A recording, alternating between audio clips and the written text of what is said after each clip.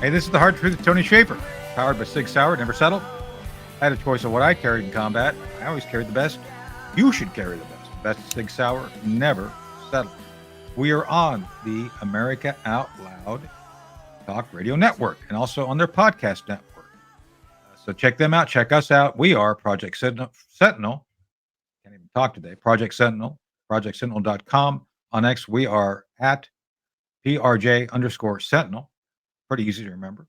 And here are past shows at thehardtruthofTony.com. So, oh, and of course, I'm wearing my friend Cherie Curry's runaway shirt. Cherie Curry does our bumper and theme music. You know, rock and roll Oblivion. Who hasn't been to an Oblivion, right? No, but of course, we're celebrating her. And she and Marie, her sister, are coming up on their 65th anniversary birthdays. They're going to have it at Whiskey A Go Go. Check them out online.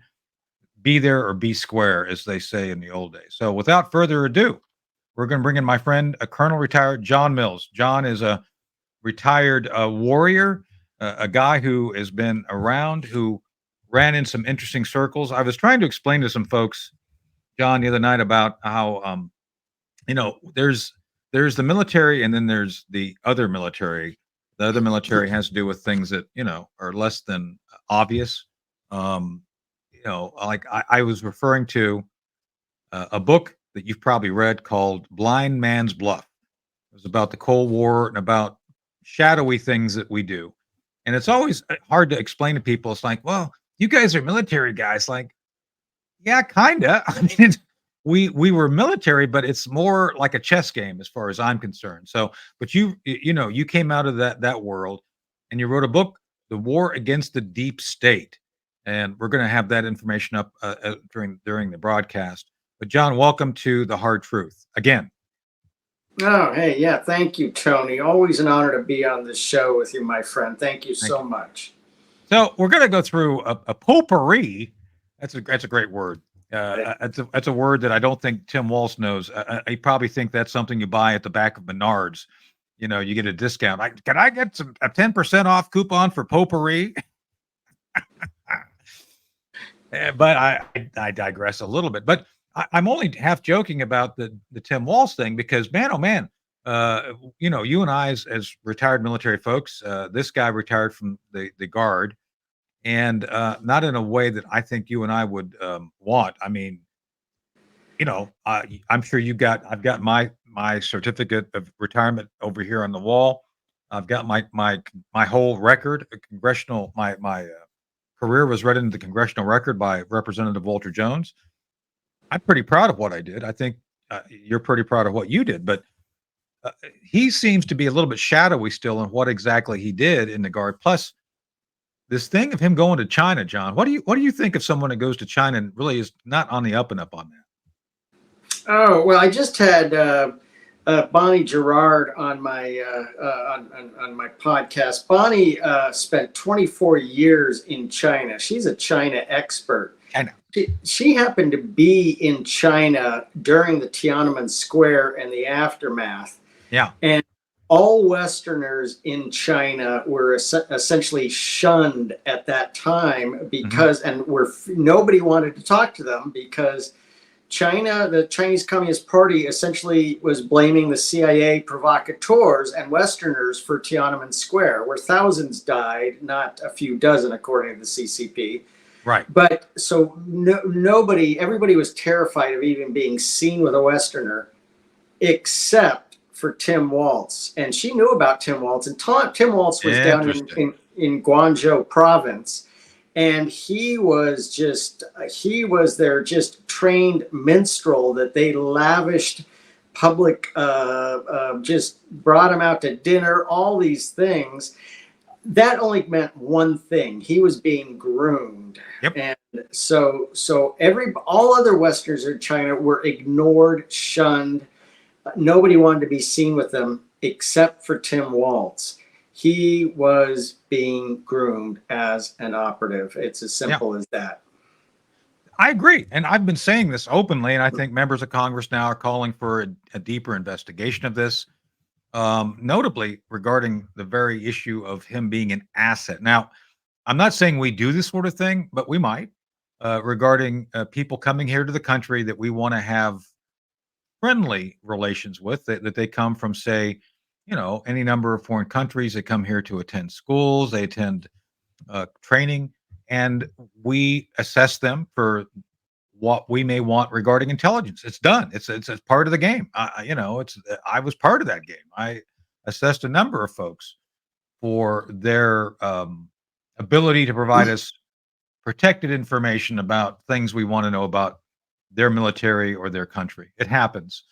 And so, based on what I know we do, well, maybe I can't not confirm it or deny, but based on the things I think we might do, man, oh man, Mills, Colonel Mills. I mean, the thing that stuck out to me is the frequency of trips. Like, he's Mhm. done this a number of times. It's not like he went over and hung out and had some General Zhao's chicken and came back. It was like, no, he had General Zhao's compound that he was hanging out in and getting foot rubs because they were developing him.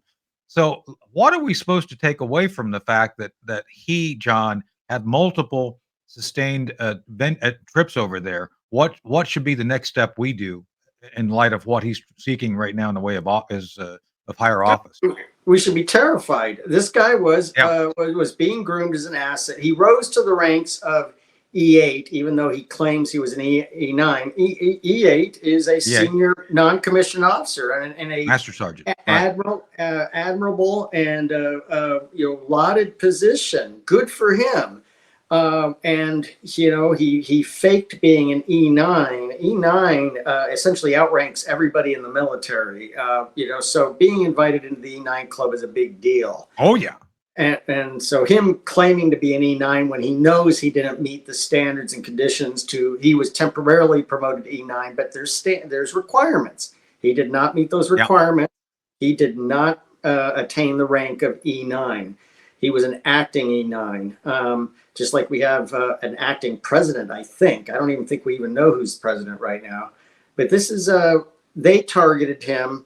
They knew also his background. Oh, one of the things was Bonnie shared about, he was well known for bashing the United States when he was in China, which is a big flag. As soon as you have a foreign national in China that just, oh, America this, oh, America that, oh, I wish America did the way things you do them here, CCP. If only you have such control over things. If only we had this kind of control in America.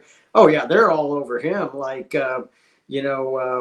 flies to a pile of you-know-what. And this guy was just running around. You said you couldn't picture him throwing a potpourri. I mean, he was Rip Taylor running around with confetti trying to draw attention to himself in China, and they were all over him. They're saying, okay, you're giving us a signal. We're on it. Well, I think he has Tinkerbell tendencies, just saying. I think, if he were a character, he'd be a good, he and Robin Williams could have starred in that. But one of the things he did say last night in the debate, the time we're taping this is the day after the debate between J.D. Vance and Tim Walz. One of the things he did say last night during the time he got caught, because he was confronted on the fact that the dates he said he was there, he was actually there later. So he said, "Well, I'm a knucklehead," which is, okay, we got you on that. That's a fact check, true. But he also said, well, when trying to defend why he got the time wrong, he said, "Well, I learned everything about governance I needed to know from being in China."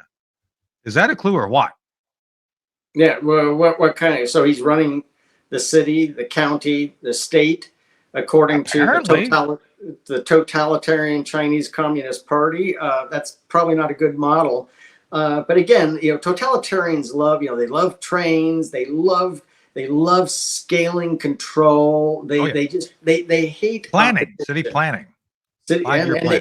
Everything has to be done now. People will die if you question anything. So if everything, they don't have time to answer questions. It has to be done now or people will die. And this is a totalitarian mindset. So This guy, I call, like, after last night, I call Tim Waltz the school shirt shooter whisperer, because only he knows how to talk. Only Tim Waltz knows how to talk to school shooters, apparently. Well, it's one of the couple of things. Let's go through his performance, because I think that JD Vance was superior all around. There is no doubt, except unless you're Rachel Maddow, and apparently you may have a tampon stuck somewhere that's interfering with your thinking. Just saying, I don't know. I mean, last time I checked, I think she's still a girl. Just saying, don't know, don't care. But Tampon Tim said some interesting things. One of them was, in addition to saying that he learned everything about governance from China, he actually admitted that while we don't really have a First Amendment, because you can't say certain things. And according to him, John, now I disagree, because I don't think the Supreme Court ever said you can't yell fire in a crowded theater. That's not what they said. As a matter of fact, there's no that's fake. You can be held to account for disruption. You could be held for I think a number of things relating to, but you can say that. Nobody says no. Speech has not been outlawed. The consequences of saying things is different. That's a different subject. But according to Tim, and he said, yesterday publicly, which I think is going to be hard. I don't think he'll ever overcome it. He also said on a call, one of those Zoom calls with white dudes for Kamala, which is a racist organization, just saying that socialism is just neighbor being neighborly. So those are all kind of Marxist, Maoist concepts, right? Am I missing something here? Well, I just look at the results in Minnesota. Minnesota has become an absolute mess. And okay, so much for his governance. He's turned it into an absolute freak show of dysfunction. And Minnesota is losing population. I mean, he's all for bringing in Somalis. He's all for bringing in illegals, and everybody who is actually working and producing is leaving. How's that working out? Yeah. But because he's doing amazing city planning, we're building houses in Minneapolis where the crime rate is still through the roof.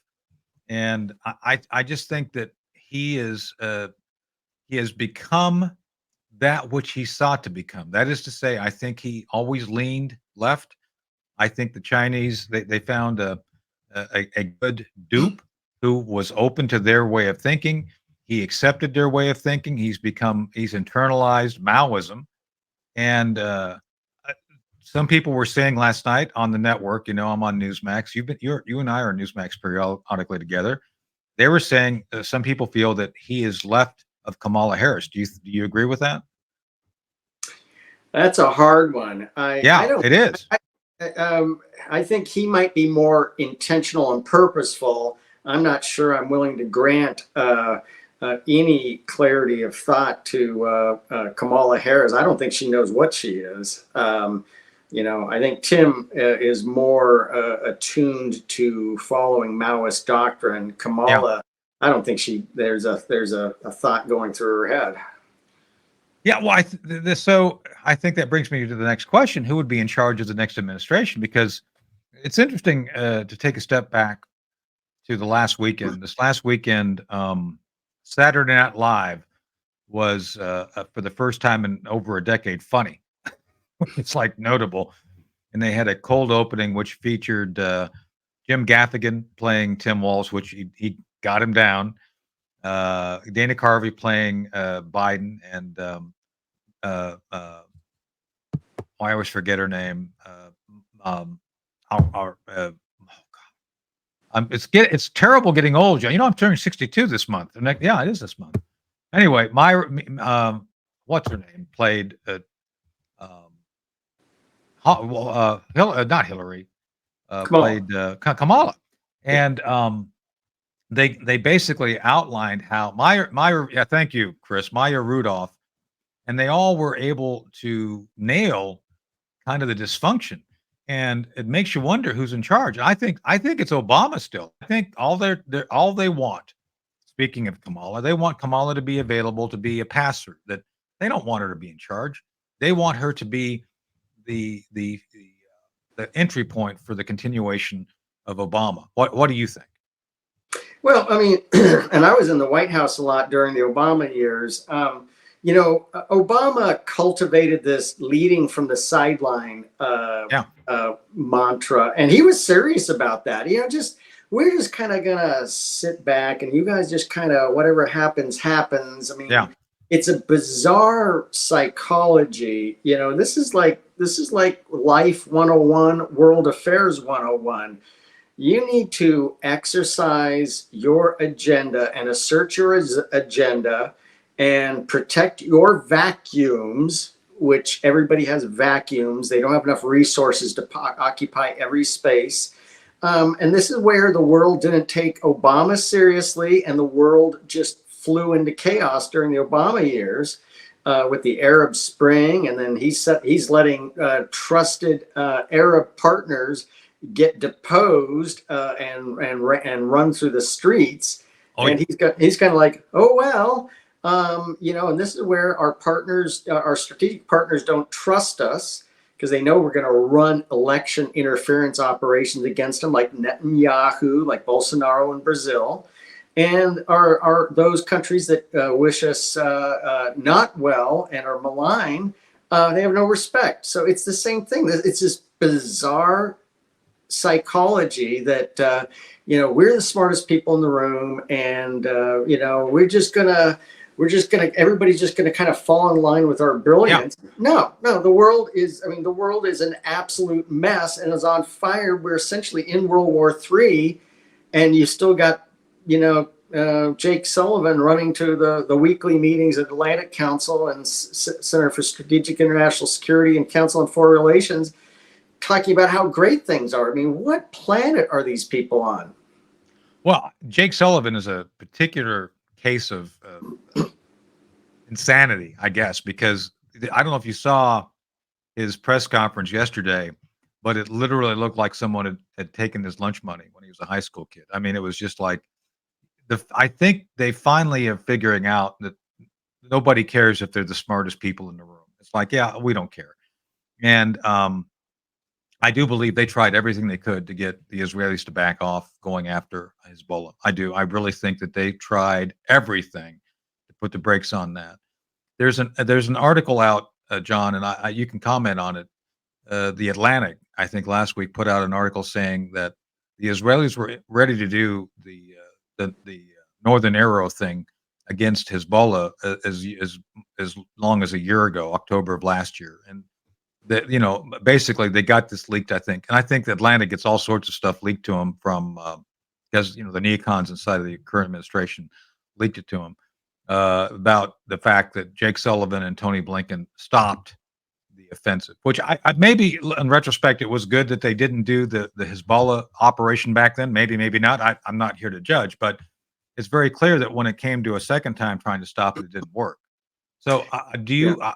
I think they did it at the right time and the right way. That is the Israelis going after Hezbollah. Slow is good. They are dismembering the 3H club of the Houthis, Hamas, and Hezbollah very methodically, very effectively, and their master Iran and Iran's master China. They are doing an excellent job. A year ago would have been unwise, and I'm not giving any credit to Jake Sullivan or Tony Blinken for that. It's just you would have been committed on too many fronts, doing too many things simultaneously. So they've essentially destroyed Hamas. They've severely attrited the Houthis, along with others taking on the Houthis, but also they have just they've chased the final Hamas leader and did him in the capital city of Iran, Tehran, and then they just pulled off the most brilliant supply chain operation ever. Oh yeah, devastating Hezbollah. I mean, this is slow is good, and it ain't going to stop, baby. It's going to keep on rocking, and these people, there is nowhere to hide. I said this as soon as October 7th happened. Phase 0 was the year-long planning initiated by Iran and China as soon as they saw America run in shame from Afghanistan.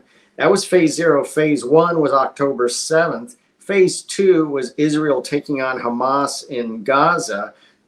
phase 3 was the worldwide pursuit of the rest of the gang. And that's what we're in phases 3 and 4 now. And I'll tell you what, the Israelis are doing masterful. They're oftentimes being, Jake Sullivan has no credibility in these matters. I mean, he was racking up the miles, flying back and forth to the negotiations being held in Qatar. And everybody, he's an empty suit. Nobody takes him seriously. But according to him, he's the smartest guy in the room. I mean, that's what's like, it's like the brilliance, this foreign policy brilliance. Like, okay. So, he's just bucking for another, adjunct professorship at the Belfer Center, which is where they all go to get $250,000 a year to teach one semester of a class on how brilliant they were. Yeah, and he needs to go. He's like I said, high school debating team, quality intellect. That's what it is. So, but speaking of intellect, which has actually kind of come around, I've been very critical of my old friend and boss, Lloyd Austin. General Austin, when I was in Afghanistan, look, he proved my Bronze Star. I'm good with that. I have my opinions of him. I wrote a pretty good section on him in Operation Dark Heart. But the Pentagon's been the only element of the Biden administration standing up saying, yeah, the Israelis are doing the right thing. What do you think the Pentagon and Austin are creating some, ripples because they're saying they're doing the right thing? And oh, by the way, the time we're doing this, the USS Cole and the USS Buckley, I hope I'm pronouncing it correctly, shot 12 anti-missile missiles, knocked down at least some of the missiles coming into Israel. What do you think that the Pentagon standing up is causing ripples within the Biden administration overall? I think at this point in time, we don't really have a Biden administration. Biden, on The View, essentially handed authority over to Kamala. So That's true. I will take his profession of handing over. We've had a 25th Amendment event. I think his paycheck should be cut off and he should be removed from the White House. So we don't have a president right now. No. Kamala is not providing leadership. No. The ballistic missile defense plans have literally been around for almost 20 years. That goes back to the days when Israel fell under European command. Now they're under Central Command. But they very mature, coordinated ballistic missile defense plans that worked in April, and they worked again here. And my only concern is I saw a picture, I think it was a current picture of the Cole, and the Navy rust issue is getting, I could have sworn I was seeing rust even on the Spy 1 radar on the bridge structure of the Cole. And I'm going, holy smokes, when you're seeing rust on the Spy 1 radar and not on the hull, this is a really, really, really, really, really bad sign for the readiness of the Navy. But I guess they were effective for their they're part of the SWAT down of 180 ballistic missiles. Yeah. Well, so let's hit that real quick. So part of the changes, I mean, obviously when I was in command of, I don't know if you ever heard of it, Operating Base Alpha, which we were a joint operating base defense intelligence with CIA, and as the commander of it, we engaged in a number of operations to include in Northern Africa.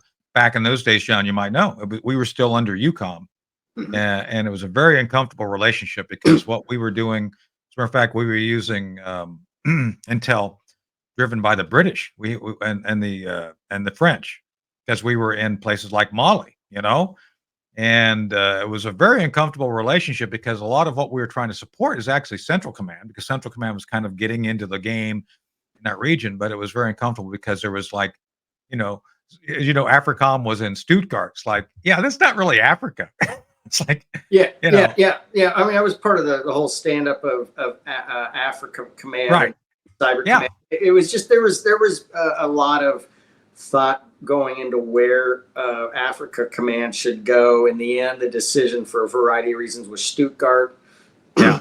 You probably knew Terry Ford. Terry was a close friend. I love Terry. He was the senior. He was the J2 for a while at AFRICOM, and we were working with Jack Molesworth and things like that. Anyway, I'm digressing. I'm getting off topic here, and we're running out of time for the first half of the show. But point being, I think we can agree that there's no policy. There's nobody in charge. The lights, as the old adage goes, the lights are on, but nobody's home, right?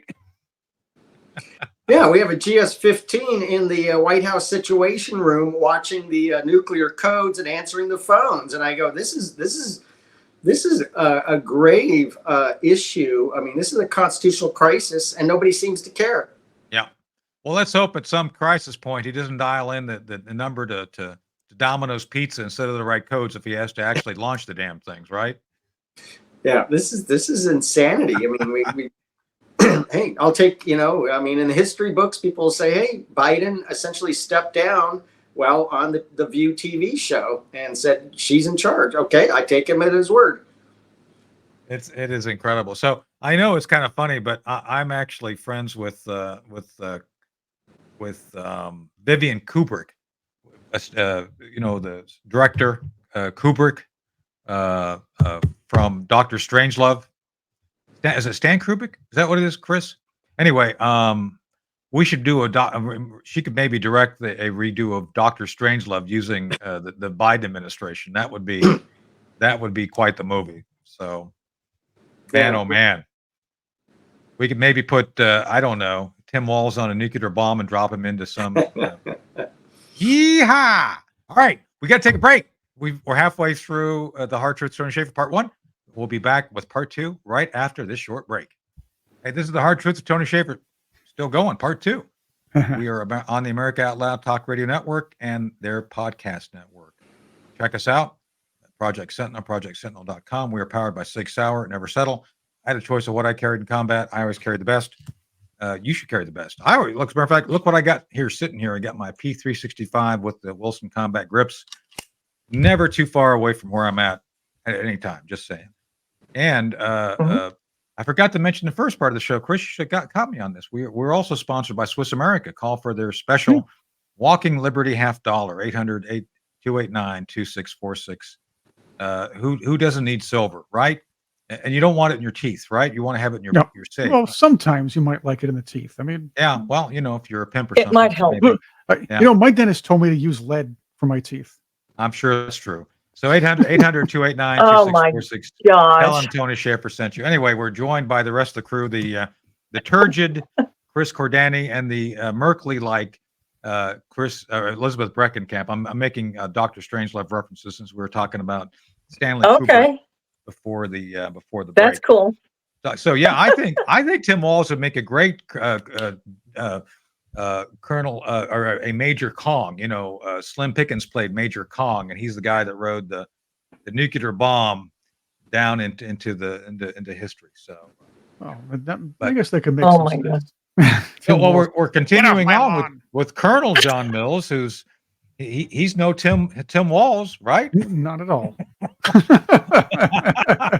Not even close. Wait, as you know, because he's not wearing the flannel shirt. Because he's not wearing the flannel shirt to be one of us. There's no resemblance at all. That's right. So welcome back, John. We got the rest of the crew here now, and we'll spread the fun out to everybody. But let me we just follow up at the end here. We were just talking about the end of the Biden White House. It's going to end tragically. It's already a tragedy. The question becomes: does it become a conflagration? Because I can barely say that word. But what are the prospects of us getting into a shooting war before Biden leaves office in January? Well, I think we effectively are in a shooting war. I look at Ukraine and the Middle East as effectively part of the worldwide arson campaign of China. Yeah. So I say we are in a war. Now, we just had a ballistic missile launch on the 25th from China deep into the Pacific. It landed 2,000 miles straight south of Hawaii, but could have reached Hawaii. Very concerned. It's unclear whether we had a pre-launch notification, which the Russians say they are still following the pre-launch notification. I read the words of the Pentagon spokesperson. I don't think we got a complete forewarning of this launch. This is very scary stuff. And then they followed up with a number of ballistic missile launches inside of China. Taiwan has actually ordered its ports into a heightened state of alert because they're afraid that they're going to hit with a barrage at their seaports and airports. I just came back from Taiwan. I spent a week in Taiwan talking with the different government ministries. This is very scary. I mean, I was really thinking they were going to do now what they're concerned about in Taiwan. They said we're concerned that China is going to quarantine us, just like remember, the Cuban Missile Crisis was not a blockade; it was a quarantine. These are Right. legal terms that are very significant. Right. And the Chinese read and study everything, so they feel they're going to get quarantined, where ships can be possibly stopped, inspected, turned away. This is why China's been in the Logink system, which is a worldwide software to understand shipping flows and manifests of ships, because they want to know what's on these ships. Yeah. And they just had the first 200 Harpoon missiles show up at Kaohsiung at one of their ports. That's exactly the kind of cargo China does not want in Taiwan. Those 200, those are just the first 200. That's in addition to a very powerful missile force Taiwan already has of its homemade missiles. And those 200 Harpoons will really light up the straits if China tries anything. So, yeah, it's extremely high stakes, high risk, and Taiwan feels they're going to get quarantined. Well, I'll ask one more question and turn it over to the other folks. But let me ask this, and I'm not going to tell you my opinion, but I want yours, and I'll give you mine after you first. But do you think we should increase and formalize our alliance with Taiwan?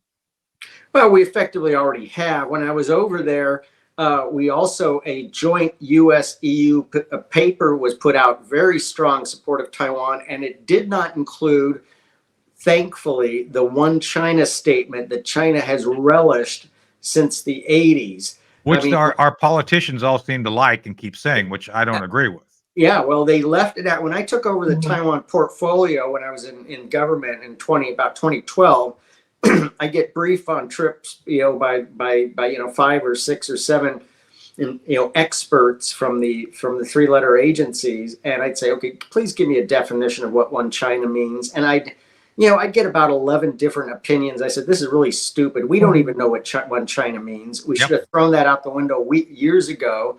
It only emboldens China, minimizes Taiwan.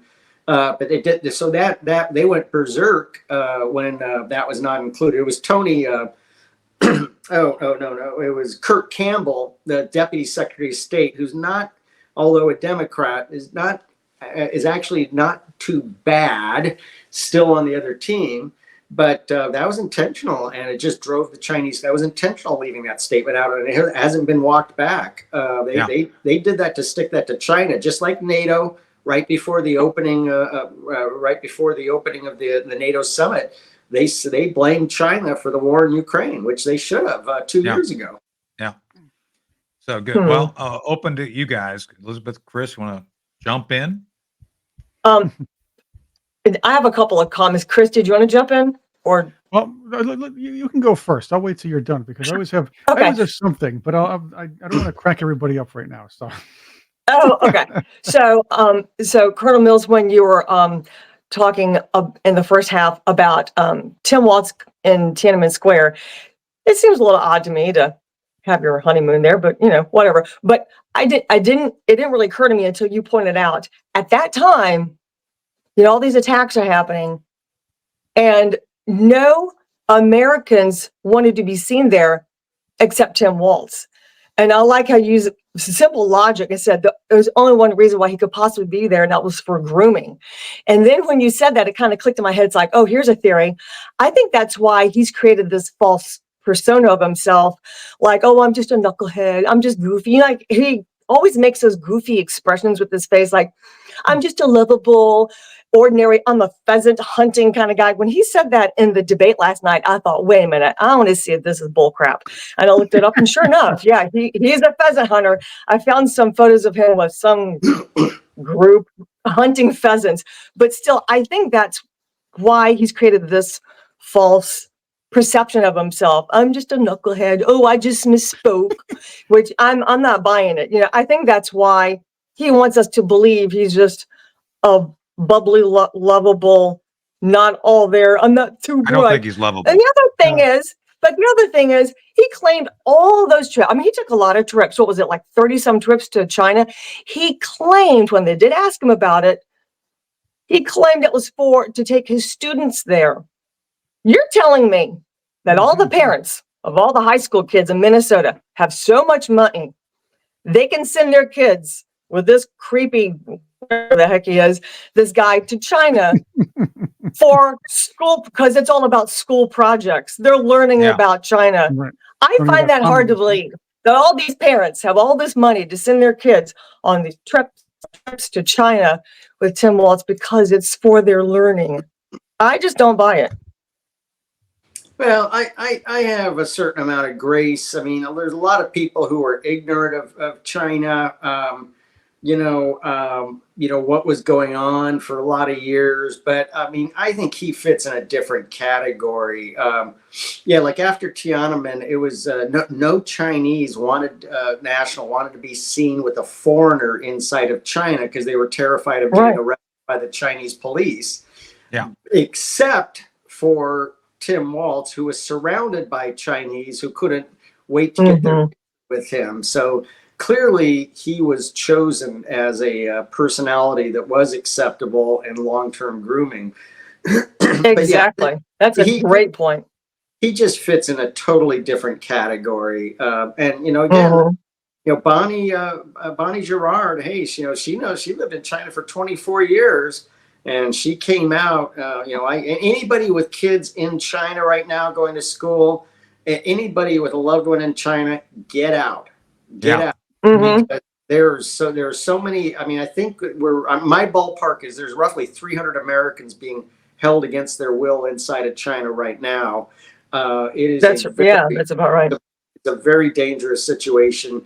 If your kids are going to go to school, if your kids are in school there, get them out, bring them home. Get rid of them. Bring them back. As far to your point, Elizabeth, I'd rather be hunting with Dick Cheney than Tim Walz. So that's another story. Having said that, let's put two and two together. You know what? You know what they say about Dick Cheney, right? She brought us Lynn. He brought us Lynn. No, what did they say about Dick Cheney? Huh? No. You know what? They say Dick Cheney before he dicks you. Oh boy. Take Dick Cheney and Tim Waltz on a pheasant hunting trip together.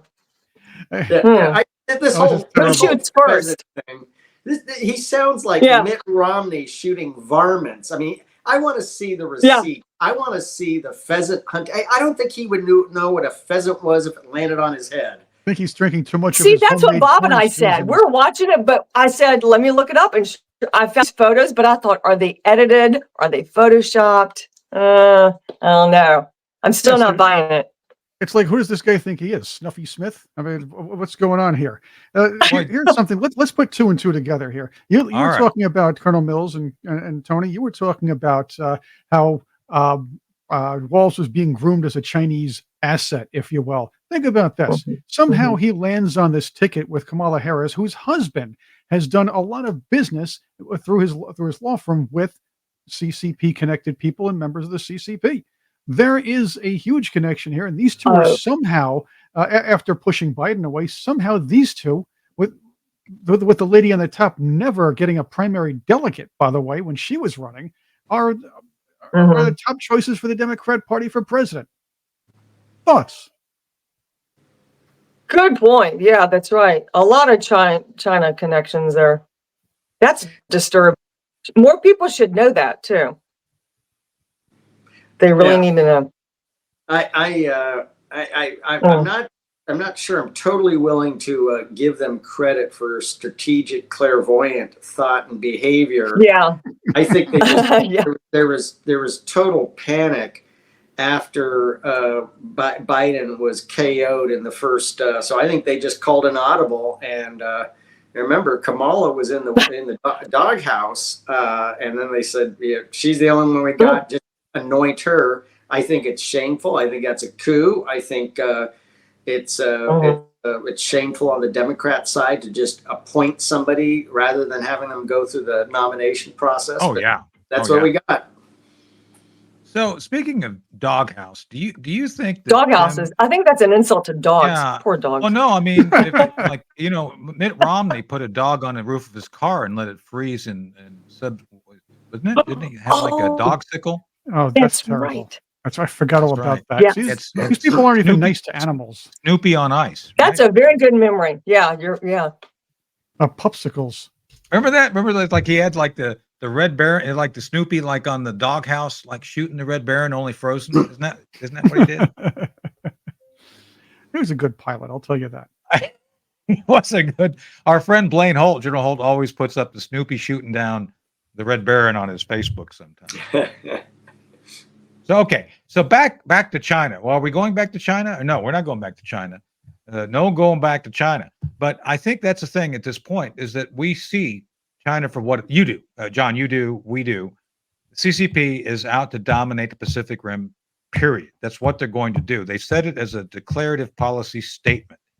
And I did a deep dive years ago for Boeing Phantom Works. Boeing funded the think tank I was part of at the time, the Center for Advanced Defense Studies, to look at futures for China. Well, turned out China is very nationalistic, and they believe that, hey, our laws, our civilization is older than yours. Why should we follow your laws? We can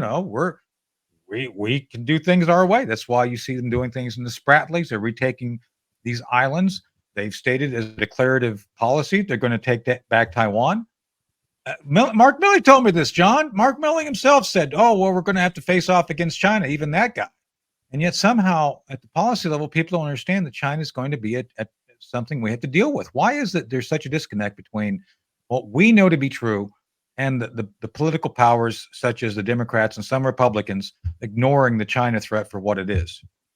Well, I think many and most have come around. The NATO statement was extremely tough on China. The US-EU statement was very tough on China.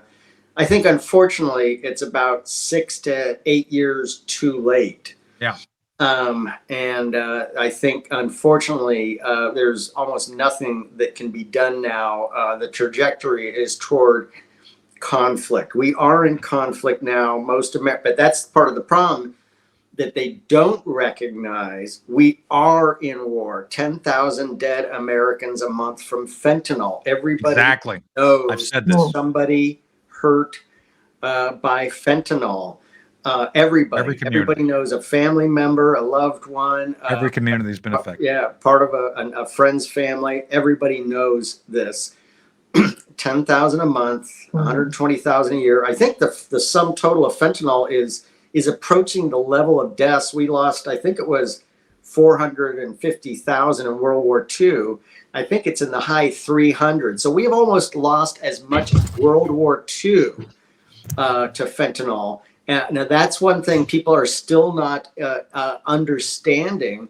The body count of the bodies we're stepping over in the streets, that's China. Yeah. And that's part. I think many of the think tanks, Atlantic Council, all these things, I think they finally get it, but it's too late.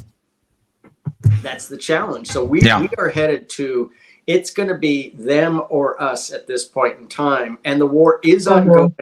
Right. People just say, well, I don't see any bombs going or missiles going off between us. That doesn't, so we're not at war. Well, yeah, we are at war. Yeah, we are.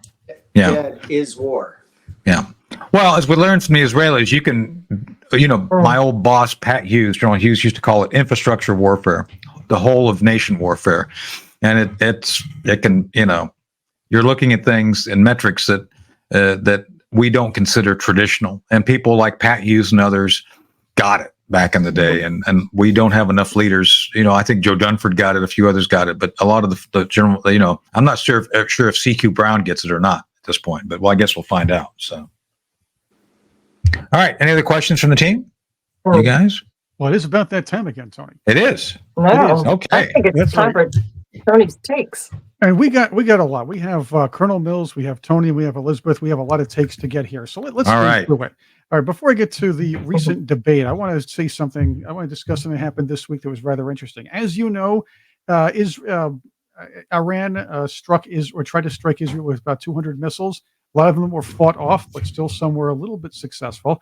Israel's ambassador to the UN let the General Assembly have it this week, calling the Secretary General out for not singling out Iran as far as escalating aggression in the Middle East, kind of treating him like both sides are doing the whole thing, even though this all started with October 7th, Right. 2023, while the ambassador did also promise a decisive retaliation against this recent missile strike. What's your take on all of this, the UN response and, of course, Israel's determination?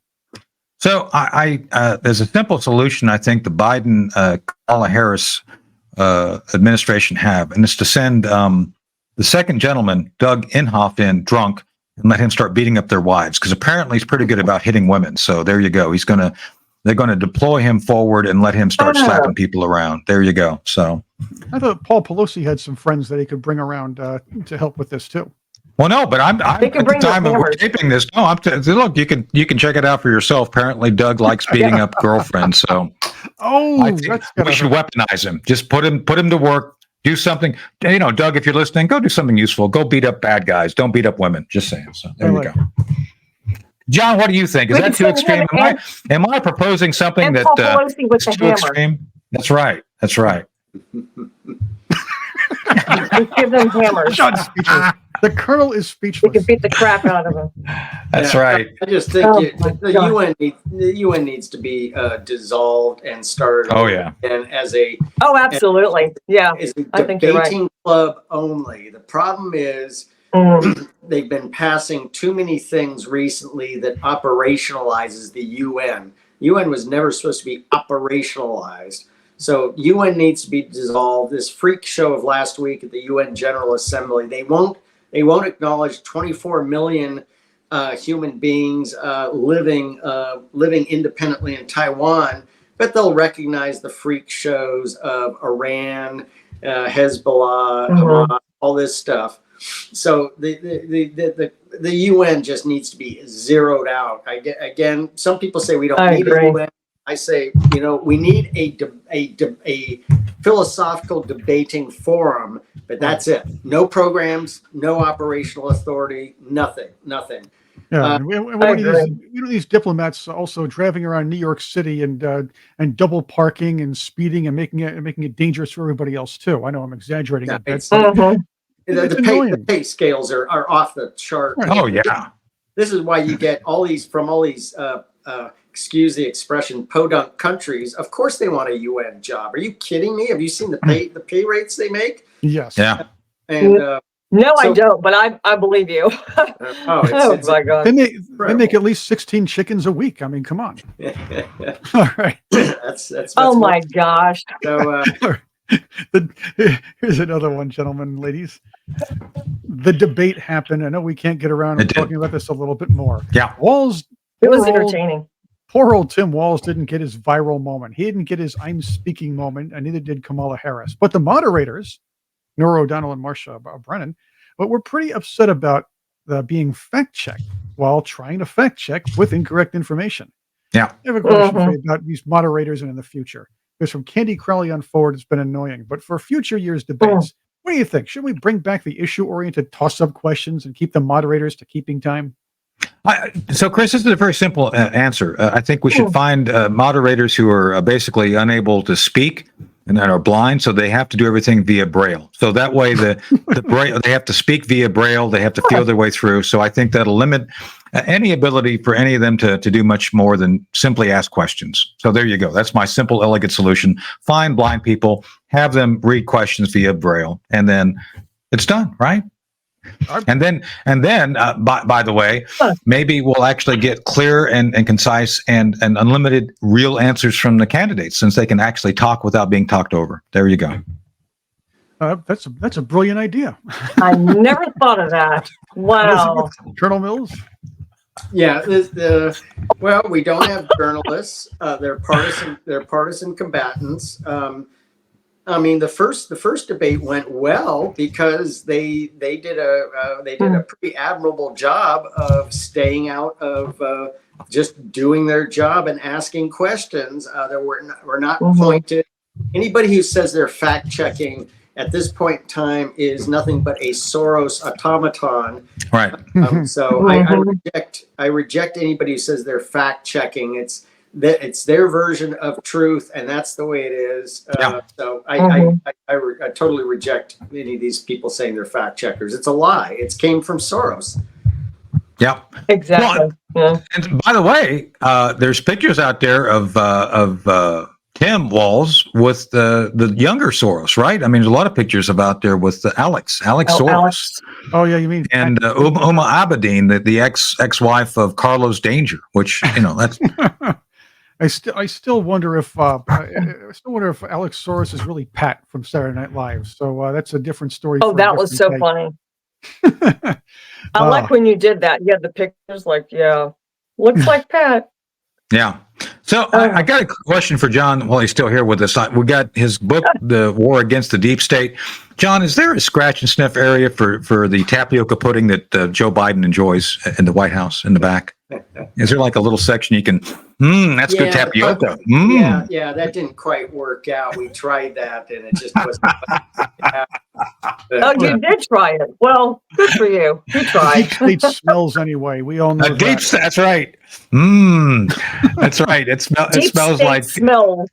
That's right. It smells like the Pentagon's D-ring and old and Aqua Velva, right? That's what it is. So that's terrible. That smell of moisture. I like that. That's right. So anyway, John, thanks for being a great sport and joining us again for our show, the Deep State. No, the hard truth. The Deep State is his thing. The war against the Deep State. We're all at war against the Deep State. There's a war on the Deep State and a war in China that we're all fighting. So the world is literally moving into World War III, and we've got literally the high school debating team in charge. So let's hope that come January 20th, that things all change for the better, that we have a migration, a legal migration of people who are competent back into government. What do you think, John? Would that be a good thing? Yeah, absolutely. Blinken said the adults in the room were returning. I haven't seen them. It's far worse than 4 years ago. So These anybody who says they're an adult in the room has totally failed. Oh, they were all at the P. Diddy party. That's where the adults were at. I think they still are. Just that's where they were. Right, Chris? They were out there with that 1,000 containers of baby oil and other things. Just saying. Oh yeah. That's a good one. Yeah, definitely. Or they're napping on the beach. One or the other. Yeah. Napping on the beach. Yeah. I wonder, does potted meat taste better when you're on the beach? Because I wonder if that's what Joe Biden munches on. I can tell you it doesn't, because it gets hot in that little tin can. It doesn't. No. Yeah, I get. Found that out the hard way. If anyone wants to check out what we're talking about, go to your local store and pick up potted meat and look at the ingredients, man. I think that's why Joe Biden's so messed up, because I think he eats that stuff. So anyway, I digress. We got to go. It's been another great show, the episode of The Hard Truth. Thank you, John, for being here. Colonel John Mills, The War on the Deep State. Check it out. And we'll see Elizabeth and Chris back next week for another great episode. Thanks for being here. We'll see you again real soon.